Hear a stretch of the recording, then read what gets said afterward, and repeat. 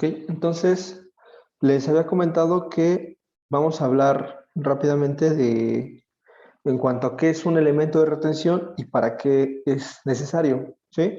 Principalmente es cuando en excavaciones no se puede mantener una cierta verticalidad en la excavación y por lo tanto necesitamos algún método de retención que nos pueda ayudar a dar esa estabilidad que no tiene por sí sola el suelo, ¿sí? Para ver cuáles son los diferentes métodos que vamos a emplear o que podemos emplear, hay que tomar en cuenta los siguientes puntos. Principalmente, cuál es la resistencia estructural del elemento de retención, cuáles son las deformaciones que puede alcanzar a tener y cuáles son, de acuerdo a nuestro proyecto, si vamos a permitir o no vamos a permitir esas deformaciones. Si necesitamos evitar que entre agua dentro de la excavación, y si lo queremos como un elemento definitivo o que sea solamente temporal. También hay que tener en cuenta la parte del procedimiento constructivo, ¿sí? Es importante verificar los espacios que se tienen y si el método que vamos a proponer nos va a permitir trabajar dentro de. También hay que tomar en cuenta el número de niveles de apuntalamiento, si vamos a requerir algún tipo de puntales como son los troqueles, que son elementos de acero que se ponen en el sentido horizontal en la excavación, a cierta separación tanto vertical como horizontal.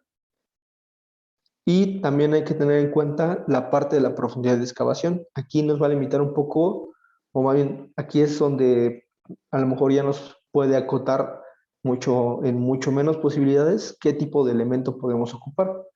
Digamos, en cuanto a esto, ¿hay algún comentario, alguna duda?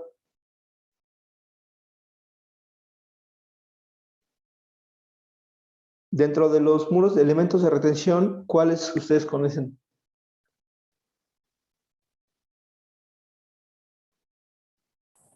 Las anclas. Estacas, muro Milán.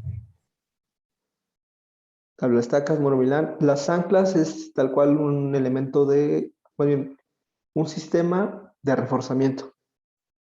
¿Sí? Las anclas van a ayudar a reforzar o a estabilizar ese muro Milán, ese tablaestacado.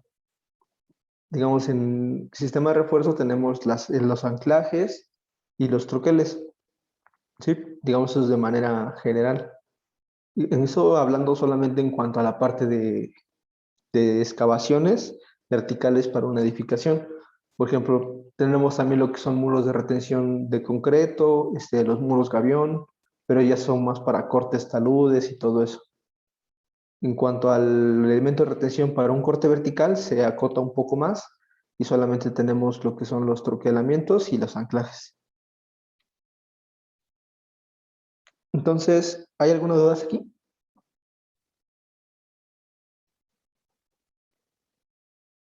La otra vez les había comentado que existe un método que es el muro Berlín.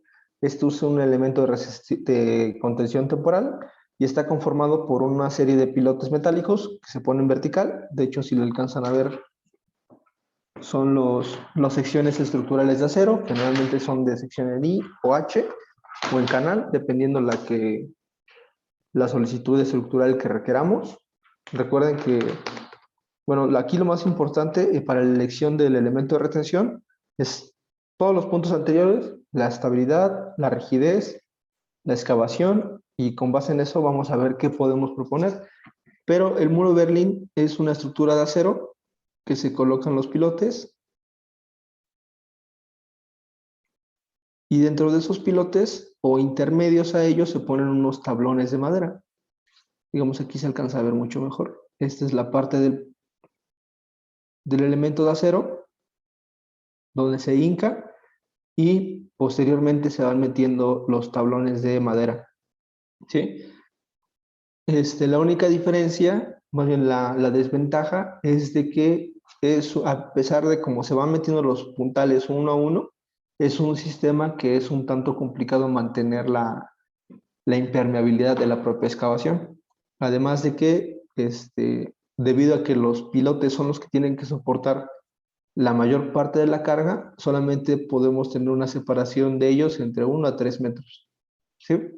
Este es un elemento temporal, sin embargo, también hay ocasiones en las que se pueden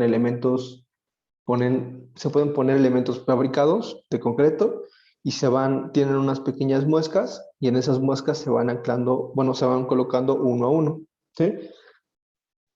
Eso es una. Otra forma es de que colocamos los pilotes, colocamos los tablones de madera y una vez que queramos colar el muro de concreto, ahogamos las columnas de acero, quitamos los tablones de madera, colocamos el armado y quedaría un muro estructural, pero pues obviamente es un poco más seguro y más estable en cuanto a la parte de concreto. No sé si esta parte me expliqué bien cómo sería el otro. Imagínense que tiene su sección de acero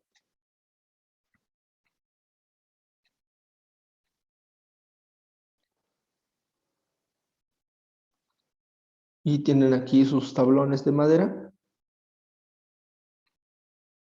ponen sus troqueles y todo lo demás. Y una vez que ya llegaron a la excavación y la profundidad deseada, retiran los tablones de madera y colocan el armado del concreto.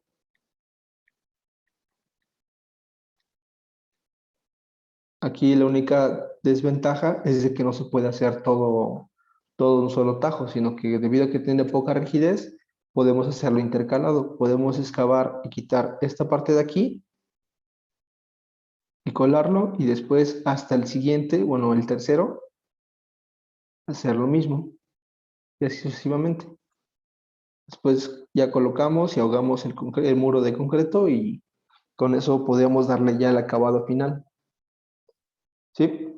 La única limitante es de que si tenemos nivel freático, pues se complica mucho más porque es prácticamente dejar a la intemperie el suelo y por el flujo de agua puede provocarse un pequeño lavado del suelo que a la vez se interpreta o se transforma en hundimientos diferenciales para la colindancia. Entonces, es un tanto riesgoso aplicar y retirar todo el elemento de retención. ¿Dudas?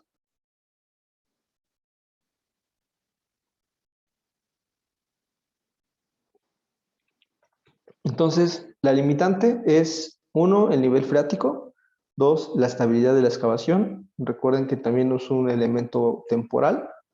Entonces, eso a lo mejor puede ser un tanto complicado para la parte definitiva de la estructura, ¿sí? Además que se limita un poco en cuanto a la profundidad de excavación debido a la rigidez que se tiene de los propios elementos. Digamos, hay muchas formas de poder uniformizar esas descargas.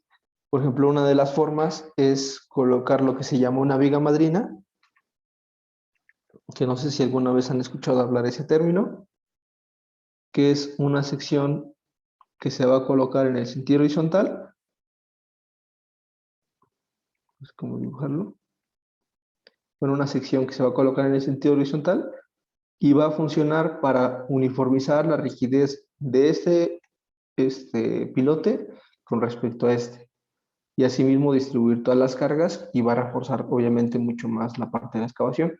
Entonces a lo mejor sí podríamos excavar un poco más, sin embargo hay que tener en cuenta que siempre el agua es el que muchas veces va a marcar la pauta sobre qué sistema de contención, más bien de retención, vamos a ocupar.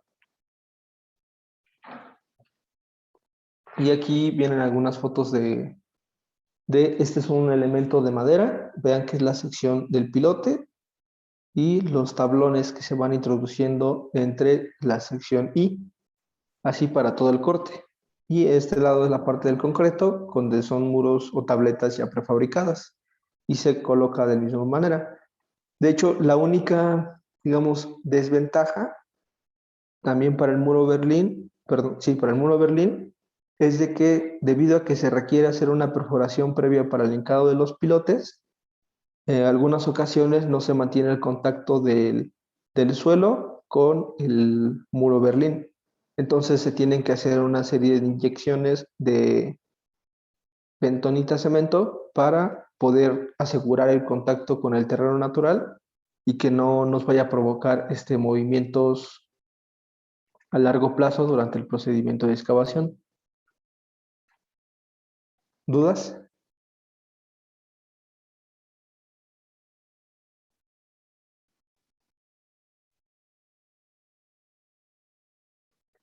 Entonces, y después tenemos la parte de las tablas tacas, donde pues es básicamente lo mismo. Requerimos solamente que aquí las tablas tacas, yo me imagino que muchos de ustedes en mecánica de suelo, de mecánica de suelos, vieron que existían las tablas tacas de acero, ¿sí?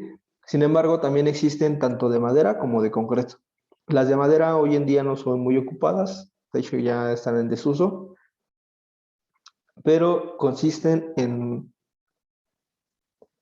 estas zonas de madera. Son una serie de tablones que se van hincado, igual manera que los pilotes de acero que habíamos mencionado, se va a hacer una perforación previa y se van hincando poco a poco los tablones, ¿sí? De tal manera de formar todo el muro perimetral. La única ventaja, bueno, también de las ventajas que tiene la parte de las tablas tacas de madera es de que como son elementos, vamos a hacer la tableta prefabricada, pero al tener el contacto el agua con la madera, la madera gana volumen, entonces sella completamente esas aberturas que pudieran existir y se vuelve un elemento impermeable, ¿sí? Entonces, para evitar que esos cambios de volumen se presenten durante los trabajos de hincado, remojamos previamente las tabletas y posteriormente procedemos al hincado. Se tiene que dejar aproximadamente 24 horas la madera en agua para que gane su volumen y una vez al hincarlo no haya sus cambios volumétricos, ¿sí? Su uso es principalmente en suelos blandos debido a que como no puedes ejercer mucha fuerza sobre la tableta al hincar, entonces se ocupa principalmente para suelos blandos, se requiere la perforación previa y como les comentaba, este es un elemento más económico, pero también la flexibilidad que puede tener es desfavorable en cuanto a la estabilidad. Digamos, como dato curioso, la tabla estaca de madera fue ocupada para la construcción de la torre latinoamericana, para el cajón. Entonces, sí es seguro, pero pues también si han observado alguna foto de cómo se construyó el cajón de la torre latinoamericana, tiene troquelamientos prácticamente a cada metro, ¿sí? Debido a que la flexibilidad de la madera pues no es, más bien la rigidez de la madera no es tanta o suficiente para mantener una separación vertical mucho mayor. ¿Dudas?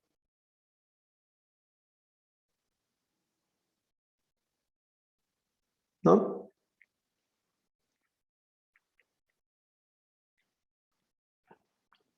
También tenemos lo que son las tablas tacas de concreto, al igual que las de madera.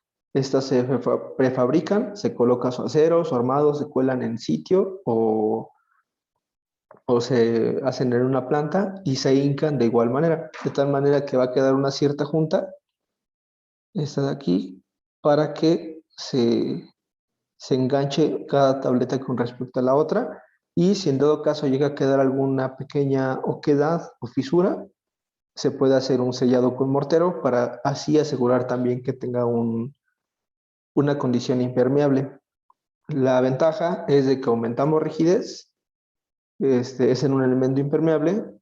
También de igual manera requerimos alguna perforación previa para no dañar el, el elemento, principalmente para suelos muy duros, y que se puede ocupar ya como acabado definitivo. Entonces ya no requerimos un muro adicional, sino que solamente con el acabado que te da la tabla estaca de concreto podemos ocuparla de manera definitiva. ¿Hasta aquí hay dudas?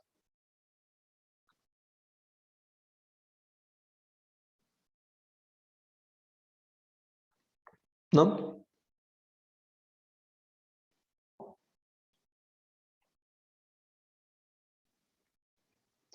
Y por último tenemos lo que son las tablestacas de acero.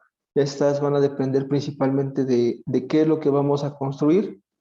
Vean que, bueno, aquí son elementos prefabricados de acero, donde va a depender, de acuerdo a la condición que estamos revisando, cuál es la sección que podemos ocupar.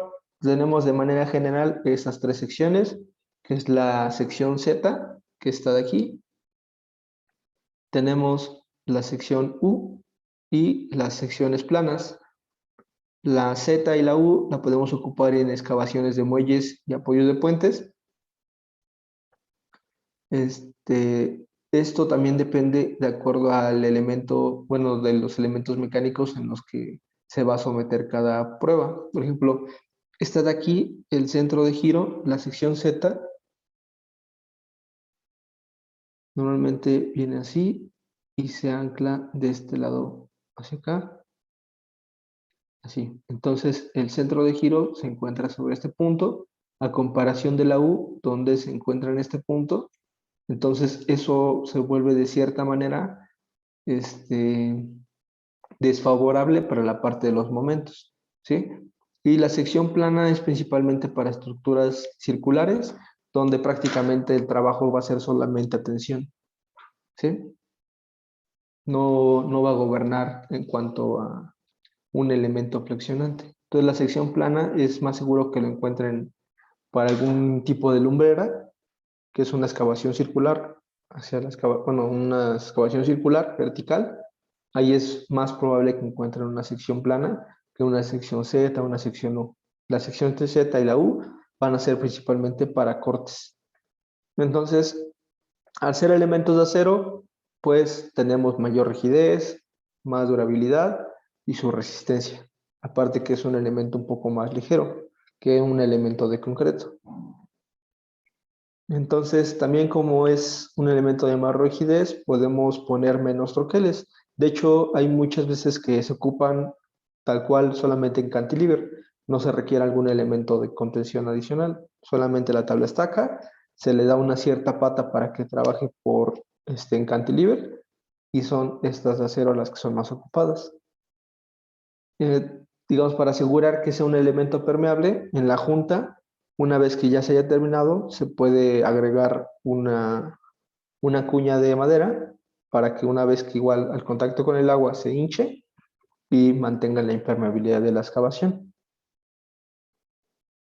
Y bueno, su hincado puede ser por impacto o vibratorio, ¿sí? No sé si algunas veces han visto que estas tablas estacas son principalmente hincadas por vibración, principalmente para maderas. En suelos diferentes a los arenas, es recomendable ocupar el método de impacto. ¿Dudas?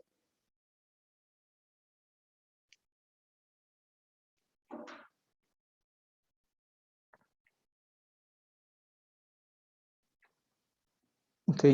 También tenemos otro método de retención, que son las pilas secantes, que es tal cual construir unas pilas, que si, no sé si la habían escuchado, bueno, la diferencia de las pilas a los pilotes es de que las pilas son coladas en el sitio, ¿sí? Es decir, que nosotros llegamos, hacemos un barreno y ese barreno después colocamos el armado y colamos el sitio o ahí mismo la propia pila, ¿sí? A diferencia de los pilotes, que los pilotes los fabricamos en obra o los podemos traer fabricados en otro lado y solamente se llegan a hincar, no se cuelan directamente dentro de la masa de suelo. Entonces es la principal diferencia entre una pila y un pilote. Ahora, son elementos que son utilizados debido a su resistencia, a la practicidad de cuanto cómo se construyen. Este, es un elemento impermeable. Vean que, por ejemplo, aquí tenemos cómo se muerden entre las periferias las propias pilas. Entonces nos puede asegurar que sea una excavación impermeable. Aquí esto de acá no tiene que ser. El hincado no es por... De hecho, ni siquiera tiene que ir esto de aquí. Y aquí no es para el hincado. De hecho, creo que esto tampoco corresponde. Híjole, creo que ni siquiera corresponde a toda la descripción. Permítanme.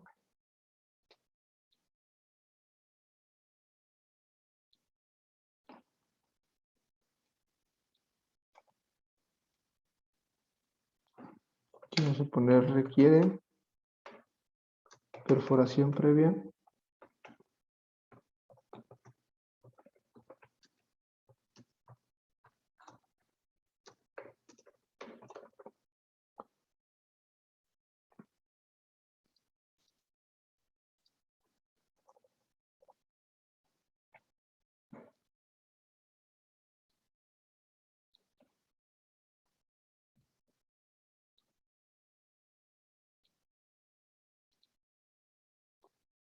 Ahora sí. Entonces, debido a la parte de cómo se construye, es mucho más fácil a evitar, bueno, digamos, a diferencia de una tabla estaca, donde por el golpeteo y todo eso genera bastante ruido, o por ejemplo, un muro a base de un muro Milán, que ahorita les comento de qué consiste, donde, digamos, por el espacio de maquinaria, manejo de lodos y todo lo demás, requiere mucho mayor espacio. En cambio, las pilas secantes nos puede ayudar en cuanto a eso, ser una condición un poco más económica con muro Milán. Y digamos, aquí lo que les comentaba, que a partir de 25 metros las condiciones ya se reducen un poco más y solamente podemos contar con un manejo de pilas secantes o también podemos trabajarlo con el muro Milán.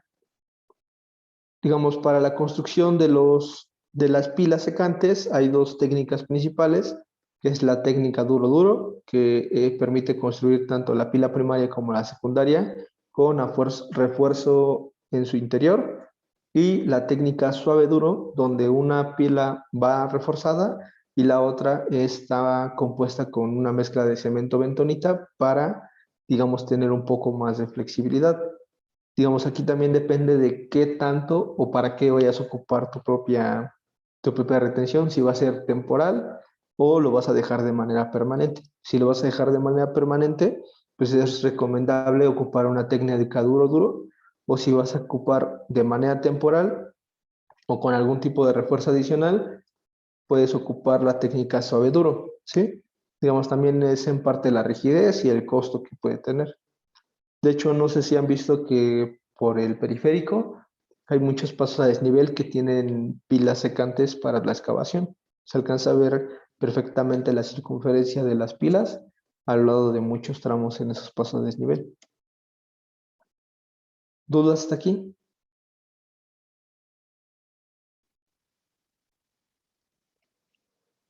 Y, por ejemplo, aquí se alcanza a ver el muro de pilas secantes y esta trave horizontal que tiene es a lo que se le llama viga madrina, que esta nos va a ayudar a distribuir y uniformizar los refuerzos, más bien los esfuerzos que vamos a aplicar debido a los troqueles. ¿Dudas?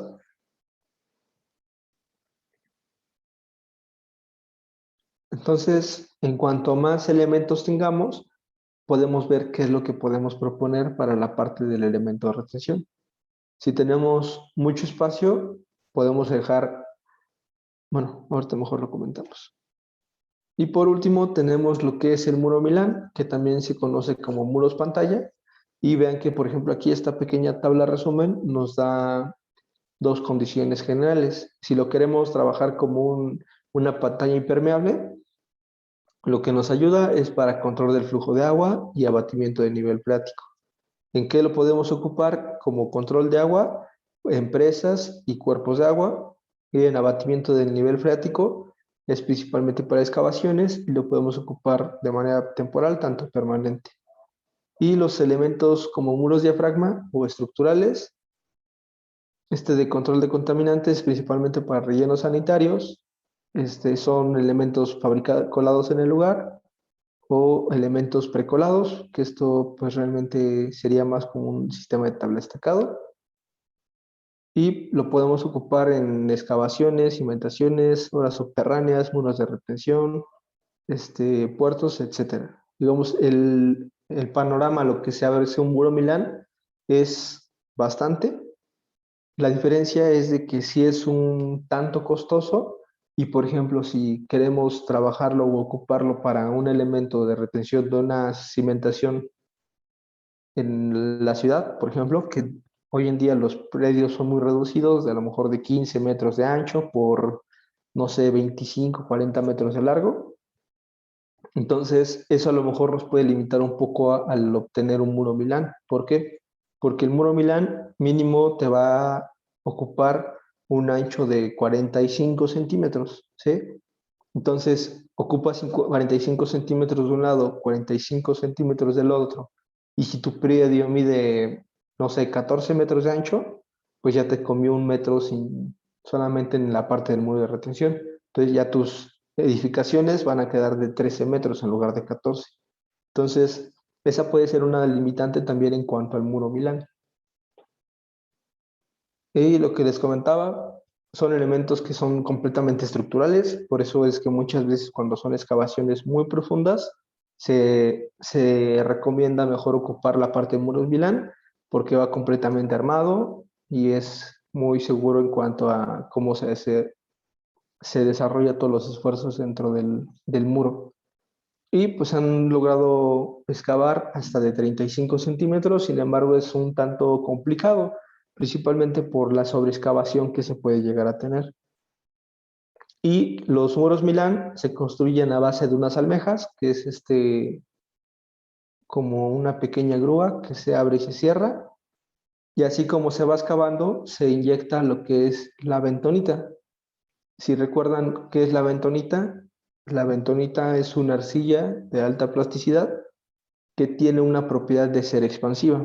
Entonces, una vez en contacto con el agua, la bentonita va a tender a expandirse y por lo tanto, al excavar nosotros, pues la bentonita nos va a ayudar a mantener la verticalidad de nuestro corte. Similar a lo que pasa cuando hacemos un sondeo de CPT, que hacemos el barreno, pero agregamos bentonita para que la excavación y la perforación, el asolve, no caiga dentro de la excavación.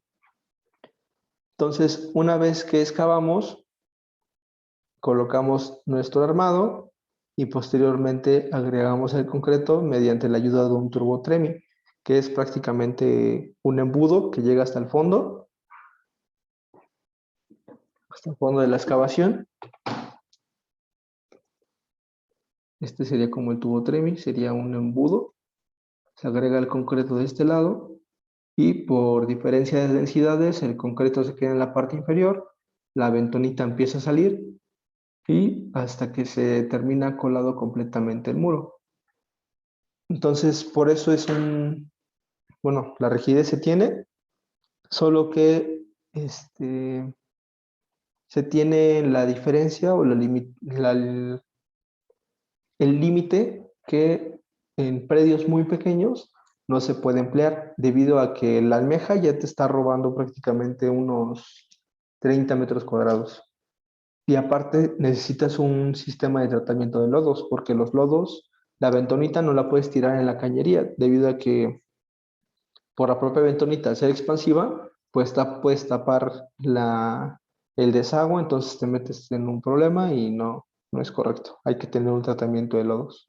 Entonces, el muro Milán sí se vuelve un tanto complicado para espacios muy pequeños, además de lo que les comentaba, que te puede robar un poco o bastante del espacio que tienes disponible para tu muro de retención. Una manera de construirlo es con las almejas y también en algunas ocasiones se ha empleado el uso de retroexcavadoras, que es donde podemos ganar un poco más de esbeltez. Sin embargo, también depende de la habilidad del operador y el espacio que tenemos disponible. ¿Dudas?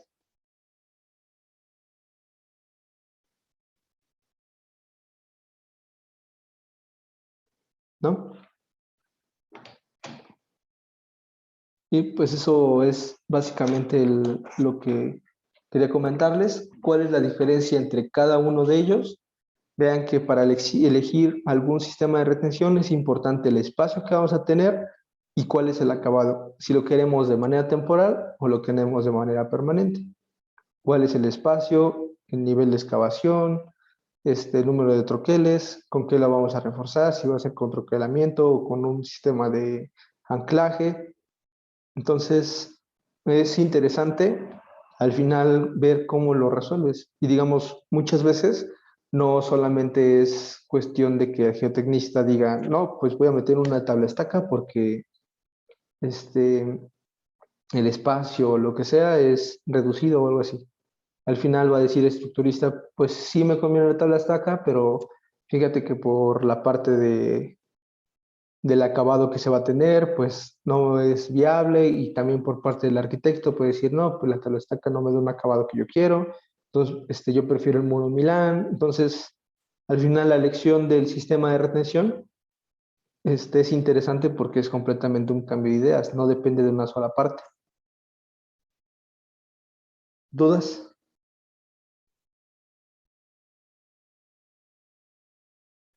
No, profe, ninguna. Ok. Les había comentado que igual para la parte de los muros Milán, que son los elementos de concreto realizados en tableros, debido a que son una excavación y nos puede ayudar, más bien, nos puede ayudar bastante a que la excavación sea impermeable, es muy ocupado. Entonces, digamos, al final es muy interesante que se puede llegar y todo eso. ¿Dudas?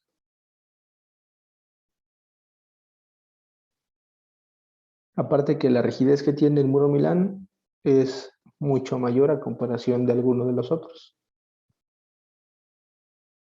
Otra limitante que se me pasó a decirles es de que las tablas estacas de acero en suelos principalmente para los de la Ciudad de México, si las vamos a ocupar, hay que recubrirlas para que no se afecten por la salinidad ni todos los sulfatos que tiene el suelo, ¿sí? También que en suelos blandos, las tablaestacas de acero, y si las queremos ocupar a cantilever, pues no resulta tan viable, debido a que si está en cantilever, pues sería prácticamente el tablaestaca. Aquí tengo mi excavación y que no quiere ningún elemento de retención. Sin embargo, aquí vamos a tener una cuña muy grande y el empuje pasivo que se alcanza a generar es muy bajo. Entonces, va a requerir un empotramiento mucho mayor a que si estuvieras en un suelo mucho más denso. Vamos, eso es para que ustedes también lo tengan en cuenta. Una tabla estacada de acero, si la quieren en cantilever, en un suelo blando, les va a salir muy caro. Entonces, lo más recomendable es ocuparla, pero agregar un sistema de retención adicional, como es el uso de algún sistema de troquelamiento o en su defecto algún sistema de anclaje.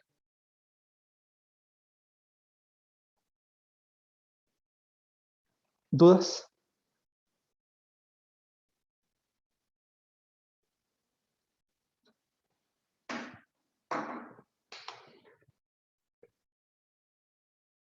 Profesor, Sí. bueno, tengo una duda, pero no sobre esto. Ujú. ¿Por qué en la ecuación que hace rato le comentó mi compañera, la de 5.7 por C, para lo Ujú. de capacidad de carga, por qué ya no se considera la parte de R? Ah, ok. Porque les había comentado que para suelos exclusivos la superficie de falla se desarrolló un tanto diferente. Lo voy a agregar aquí.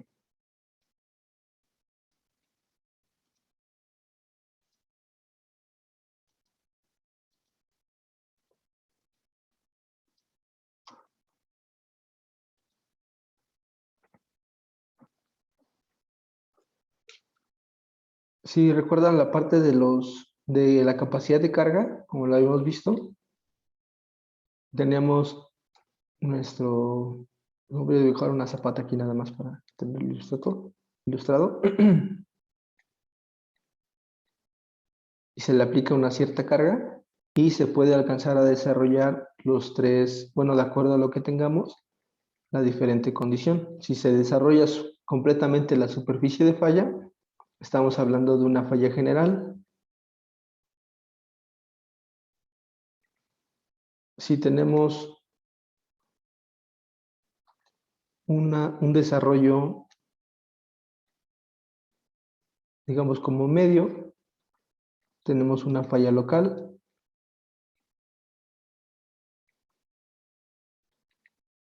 y podemos tener la parte como si fuera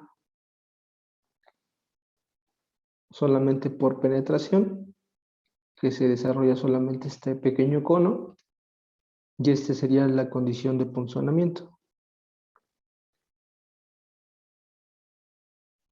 ¿Sí? Entonces, les había comentado que, por ejemplo, en la falla general y la falla local, se desarrolla en suelos muy densos, ¿sí?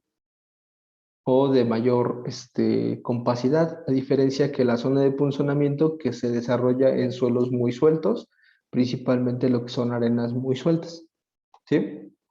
Entonces, esto sería para los suelos cohesivo-friccionantes, que consideramos la parte de la densidad relativa, que en lugar de revisar si cae una falla general o una falla local, de acuerdo a unas gráficas que igual habíamos visto que era P entre DF, si no mal recuerdo, y aquí creo que es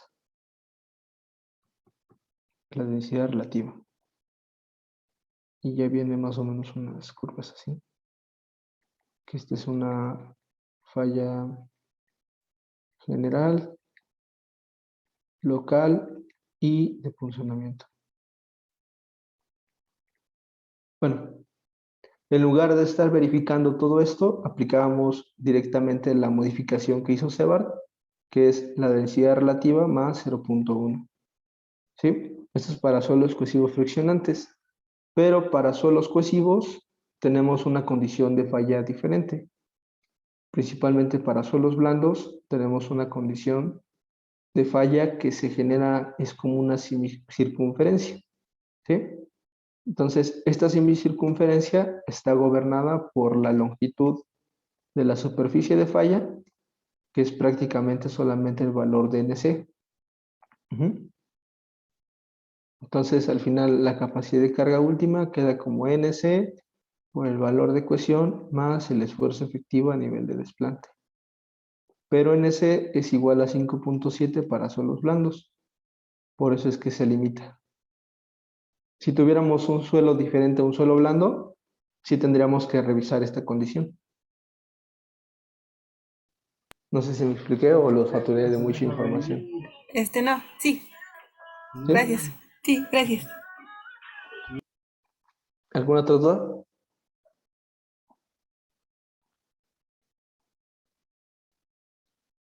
¿No?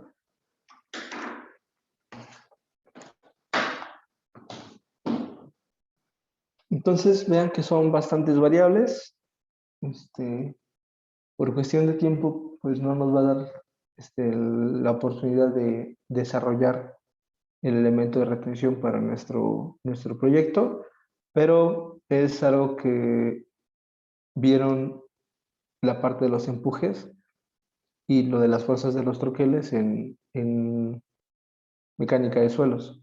Entonces, no, es prácticamente lo mismo. Lo importante es que tengan en cuenta que si ocupamos un muro de Berlín, es una condición temporal. Si tenemos un muro, bueno, un tabla de estacado, cuál es la condición que vamos a ocupar, si es de madera, concreto o acero,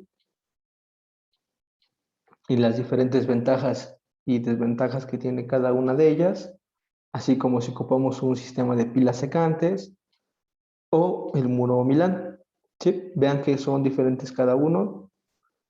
En cuanto a costo, pues es mucho más caro el muro Milán a todas las demás, pero digamos hay que tenerlo en cuenta la relación costo-beneficio.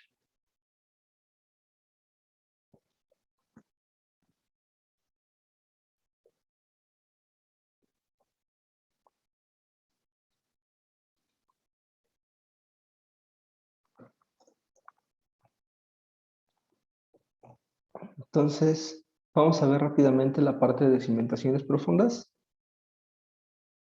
¿Dudas?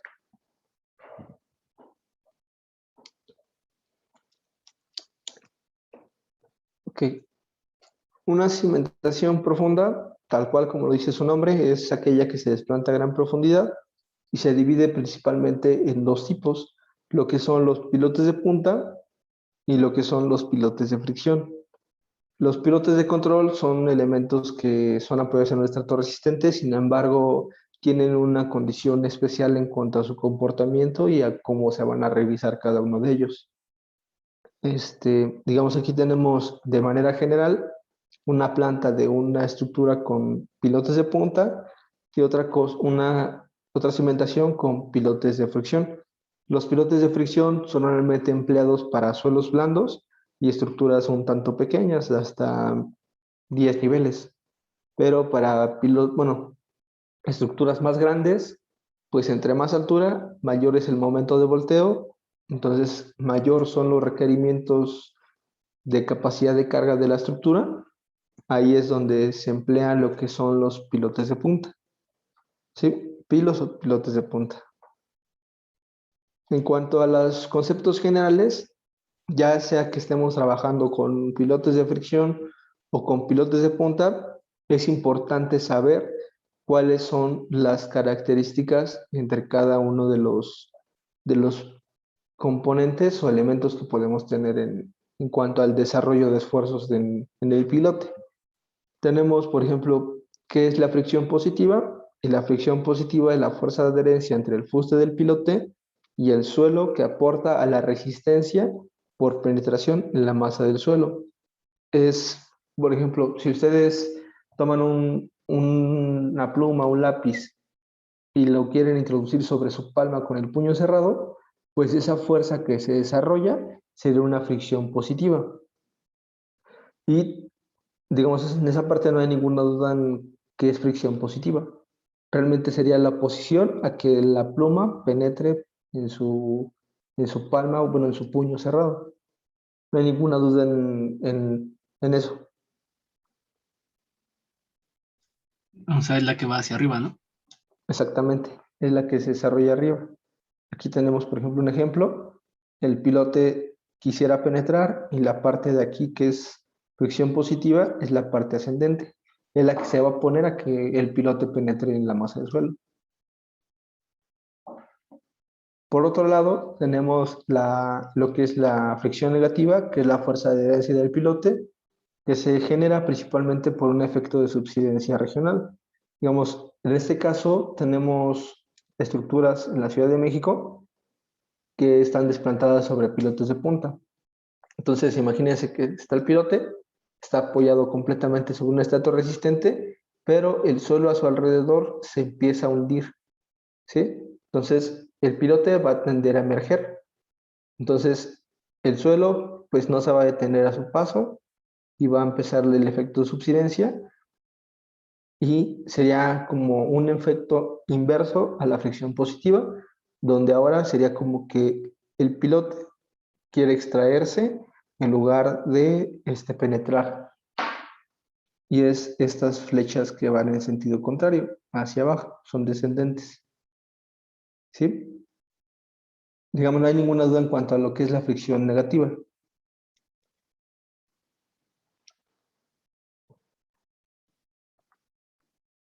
Y por último tenemos lo que es la capacidad por punta, que es aquella la que, como lo dice su nombre, se desarrolla en la punta del pilote y es la oposición a que ese mismo pilote siga penetrando. ¿Sí?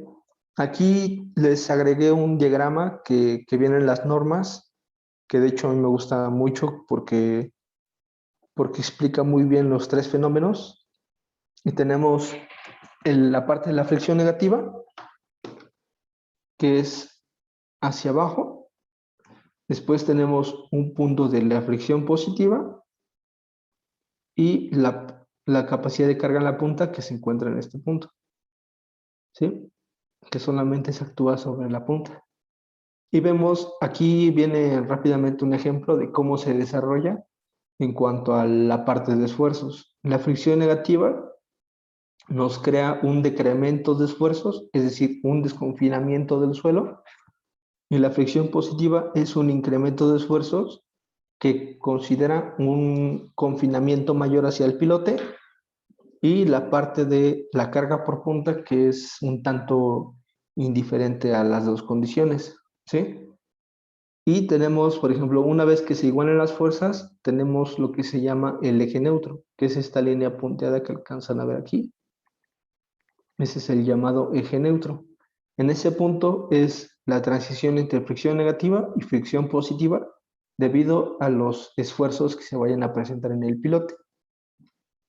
¿Dudas hasta aquí?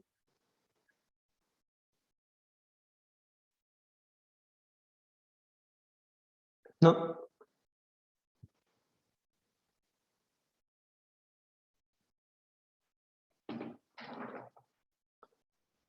Y los pilotes de fricción, vamos a hablar primero de ellos. Existen principalmente dos condiciones en cuanto a su diseño. El primero es el diseño por comportamiento, donde los pilotes tienen un factor de seguridad de 1, es decir, que están trabajando la falla, y nos permiten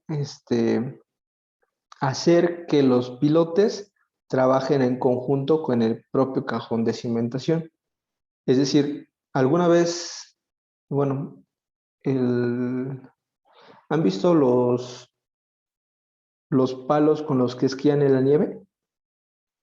Que tienen una configuración más o menos así. Viene como el palo y viene un aro alrededor, ¿sí?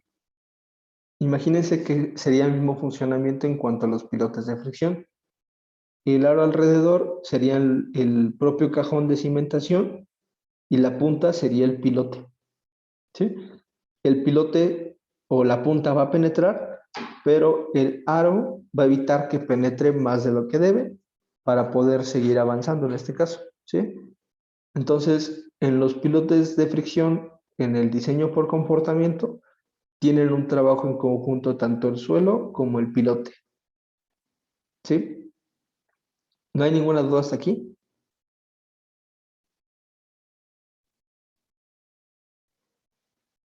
Y después también tenemos lo que es el diseño por capacidad de carga.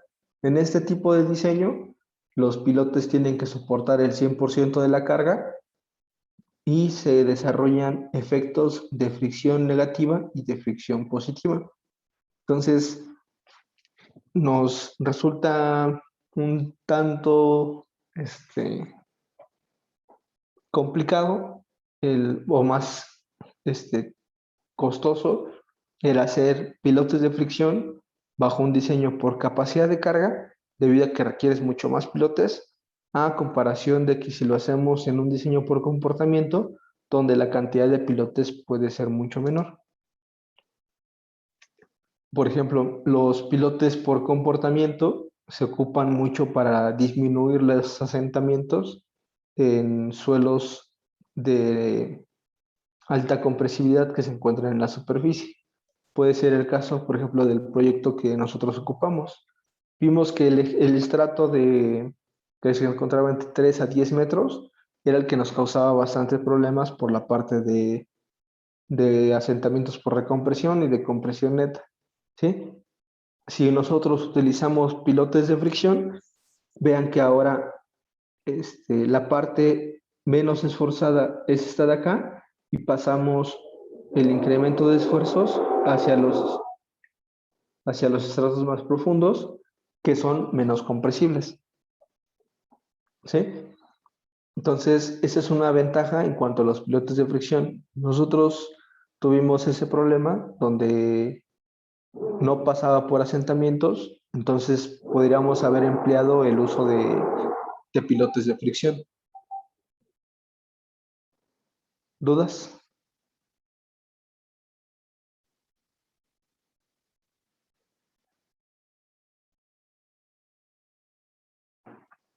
Y bueno, aquí viene alguno de los criterios para capacidad de carga, que está lo que es el criterio del doctor Seba, donde considera que se desarrolla la parte de fricción en el pilote. Él hizo algunos experimentos donde se dio cuenta que la parte de la resistencia al corte en un pilote de fricción para suelos blandos estaba limitado a la parte de las condiciones drenadas. Es decir, que el suelo alrededor del pilote tiene una condición de drenaje muy rápida, entonces solamente trabajaba como una parte friccionante, ¿sí? Que es este valor de CAFI, que es una componente del esfuerzo vertical.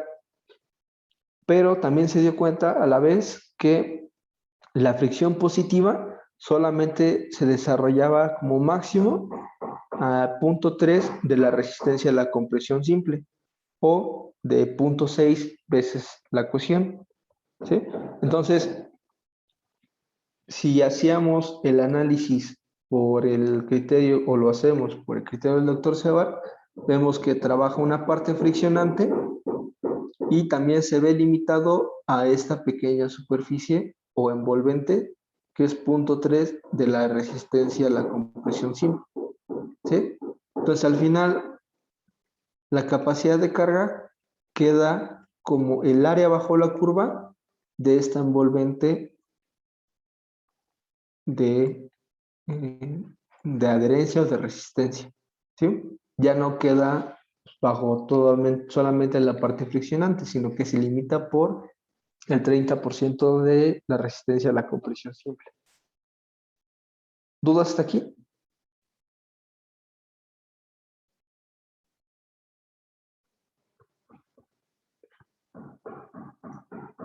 Y bueno, aquí las normas técnicas complementarias ocupan alguna serie de factores donde involucra un valor de alfa, donde involucra el esfuerzo vertical y el valor de la cohesión, y se obtiene en cuanto a valores cuál es la capacidad de carga por fricción. Yo lo personal he comparado ambos criterios y dan una resistencia similar. Entonces es válido ocupar tanto uno como el otro. Solo que a mí en lo personal me gusta más el criterio del doctor Sebart debido a que te permite identificar cómo se desarrollan los esfuerzos en el suelo. Algo que muchos criterios que se ocupan para la capacidad de carga en pilotes no lo consideran. Solamente te dicen aguanta 3 toneladas, 5 toneladas, 80 toneladas. Eso también es importante. Los pilotes ya no vamos a hablar que me aguanta 200 toneladas por metro cuadrado, sino se habla completamente en toneladas. ¿Sí? ¿Cuál es la fricción positiva? Son 50 toneladas. La fricción negativa son 20 toneladas. Y la capacidad en la punta son de, no sé, 150 toneladas. Siempre es hablar en toneladas a comparación de cuando estábamos hablando de cimentaciones compensadas superficiales, donde hablábamos en toneladas por metro cuadrado. Entonces, los criterios, a pesar de que son diferentes, nos dan resultados similares en cuanto a la resistencia por fricción. ¿Dudas?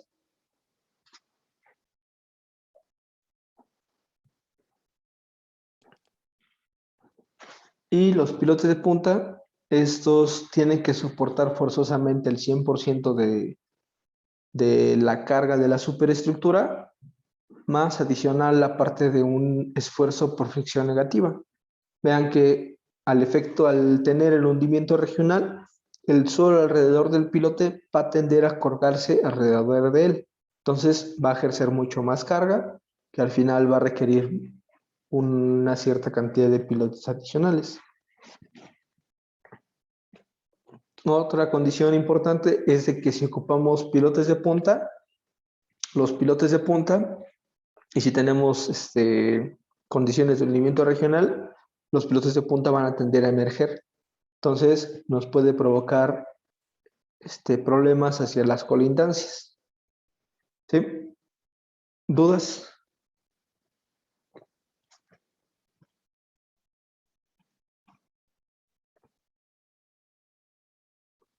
Y esta es la parte de cómo se desarrolla la parte de los esfuerzos.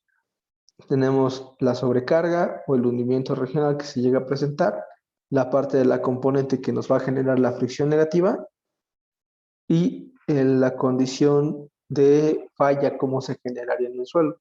De hecho, por ejemplo, aquí lo ven, este sería más o menos cómo se tendría que desarrollar una falla en el pilote por punta. Un pilote de fricción, la forma en que sabemos que falló es debido al desplazamiento que tiene. Un pilote de punta requiere mucho mayor deformación, pero más o menos sería una condición similar. Se obtiene esta pequeña como envolvente que realmente se puede representar hasta en la superficie como un abundamiento aquí en la orilla. Una vez que falla el pilote, se puede observar como un pequeño abufamiento en la superficie. ¿Sí?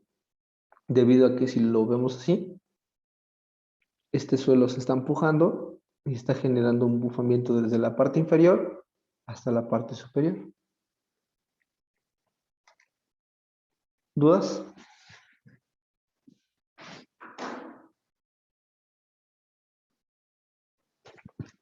Y el criterio del doctor Sebart ocupa una gráfica diferente a cuando vimos las cimentaciones superficiales, solamente que aquí tengan, bueno, van a tener en cuenta que se multiplica por el área del pilote. Les acabo de comentar que ya no vamos a hablar en toneladas por metro cuadrado, sino en toneladas. Entonces, por eso es necesario multiplicar por el área del pilote, y vean que a comparación de una cimentación superficial, no toma en cuenta el valor de B ni de N gamma, debido a que si un pilote tiene 40 centímetros de ancho, que sería el valor de B, y luego lo multiplicamos por 0.5, ya es 0.2. Y el valor de N gamma, si recuerdan, era de los valores más bajos. Entonces, por eso es que tanto Sebart como muchos autores desprecian el valor de N gamma para el cálculo de capacidad de carga en la punta de las cimentaciones profundas. ¿Dudas?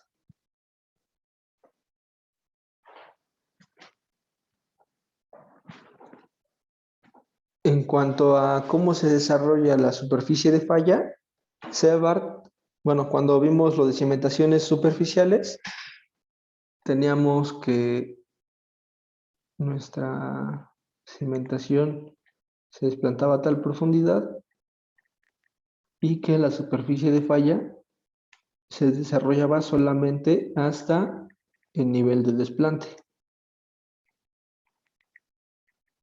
¿Sí? Solo que para cimentaciones profundas, Sebart propone que se desarrolla un poco más hasta este punto, hasta donde el ángulo con respecto al horizontal presenta el valor del ángulo de fricción interna de la punta. Entonces, eso sería una limitante en cuanto a la profundidad de desplante del pilote.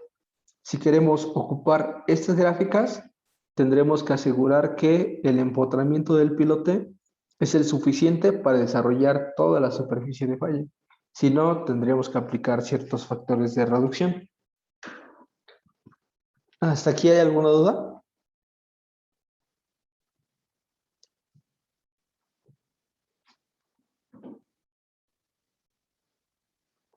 Y después tenemos lo que es el criterio de las normas técnicas, donde se para tanto para un suelo cohesivo como para un suelo friccionante. Esa es una diferencia en cuanto a criterios, que las normas técnicas o considera que el suelo es cohesivo o que es friccionante. Para las normas no existe suelos cohesivos friccionantes. Desde mi punto de vista, creo que es porque en muchas ocasiones he revisado informes de algunas empresas o algún particular que nos dice, quiero una segunda opinión porque ya me hicieron el estudio de mecánica de suelos, pero no me convence, o X o Y razón. Revisamos los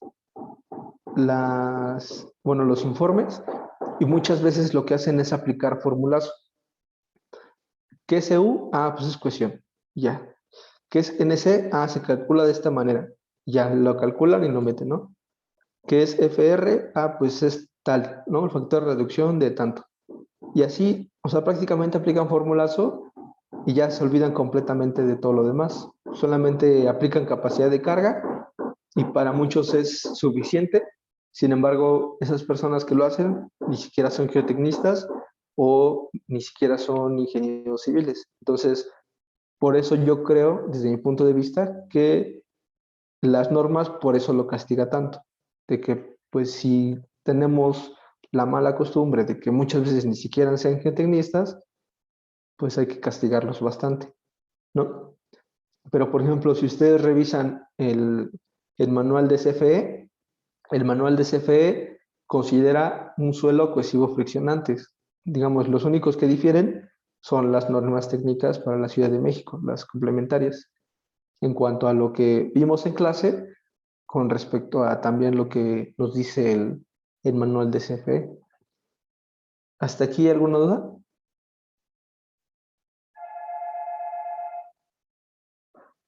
¿No? No. Ok. Creo que no lo metí aquí. Bueno. Esto de NQ, bueno, se calcula de acuerdo a la profundidad de empotramiento. Estos valores son mucho mayores a los que nos da Sebart, pero sí cambian bastante, además que son logarítmicos. Pero les había comentado que estas ecuaciones, al menos la de para suelos friccionantes, está basado en la teoría de Meyerhoff, que él prácticamente trabajó solamente para suelos friccionantes que fueron arenas. Sin embargo, sus ecuaciones y sus resultados que dan para capacidad de carga, en ocasiones suelen ser valores muy, muy altos, ¿sí? Entonces, tengan en cuenta eso al momento de diseñar, que te da un criterio y que te da el otro y que toma en cuenta cada uno de ellos para ver si está bien o están sobreestimando de cierta manera el valor de la capacidad de carga. Pero, digamos, lo último que quiero que entiendan es que para revisar una cimentación, lo último a lo que van a llegar es a la ecuación, ¿sí? Lo importante es identificar cuáles son los problemas, qué efectos está teniendo la cimentación y con base en ello ya decir, ok, ya con esto voy a ocupar la ecuación de Sebart. ¿O sabes qué? No me gustó la de Sebart, voy a ocupar el criterio de Terzaghi. Pues no me gustó el de Terzaghi, me voy por el de Meyerhoff, no sé. Pero la fórmula es lo último a lo que tienen que llegar. Lo importante es primero ver todos los efectos que están pasando. Y, digamos, más en la parte de cimentaciones profundas, donde ya vimos los efectos de fricción positiva, fricción negativa y capacidad de carga en la punta. Pero vamos a ver, aquí les voy a enumerar 7 casos generales, que son los pilotes, de acuerdo a lo que se tiene. Tenemos, por ejemplo, los pilotes de fricción sin capacidad de carga en la punta, ¿sí? Es decir, solamente vamos a aplicar una carga y tiene que ser igual a la carga por fricción. Vean que, por ejemplo, aquí viene la parte de la rigidez, bueno, la fricción en el pilote, cómo va creciendo conforme a la profundidad. Digamos, entre más largo sea el pilote, mayor va a ser la capacidad de carga por fricción. Y también tenemos la parte de los esfuerzos verticales, el esfuerzo efectivo inicial y cómo se va creando un incremento de esfuerzos debido a la fricción. Y por último, tenemos, digamos, una suma de efectos donde la carga aplicada en la punta o en la cabeza del pilote se va a atenuar de acuerdo a la fricción que estamos desarrollando hasta llegar al punto de cero. Digamos, en esta parte no hay dudas.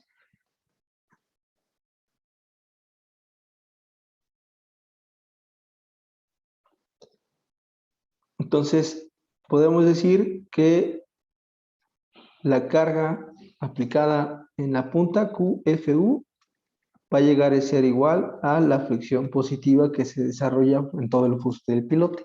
Y al ser iguales, pues no se alcanza a desarrollar ni siquiera la capacidad de carga en la punta del pilote. ¿Hasta aquí hay dudas?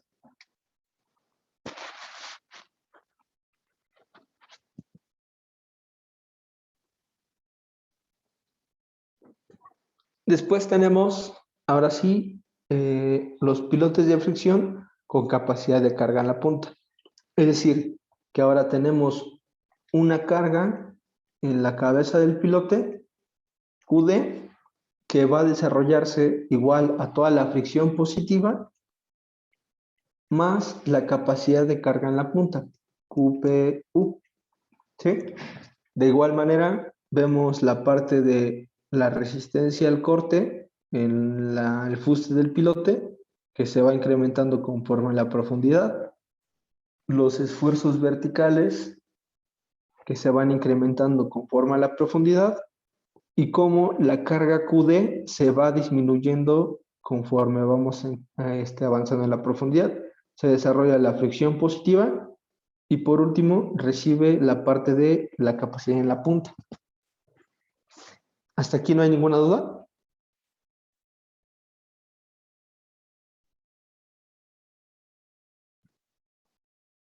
¿Dudas?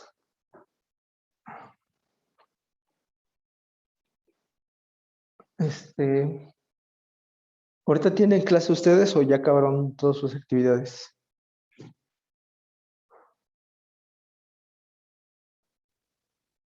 Yo ya acabé. Ok. Les había comentado que el jueves se entrega su proyecto. ¿Sí? Digamos, yo pude ampliarme hasta el jueves debido a que todavía tenemos hasta el lunes para subir calificaciones. Entonces, por eso es que me dio la oportunidad de recorrer un poco más el proyecto. ¿Sí? Pero la parte de este tipo de análisis para cimentaciones profundas, sí me gustaría que lo viéramos un poco más a detalle. Apenas vamos en el caso 2, todavía faltan otros 5 casos que son muy importantes, principalmente la parte de los pilotes de control, que muchas veces piensan que son obra de magia o que son milagrosos, sin embargo también tiene sus contras. Entonces, ¿les parece bien si nos vemos el miércoles para continuar con esto de cimentaciones profundas? Sí, está bien. Profesor. Sí, profe. Ok, entonces nos vemos el miércoles y si tienen alguna duda de su proyecto, nos quedamos un rato. Bien, gracias. Ok, Muchas gracias, profesor. Hasta luego. hasta luego.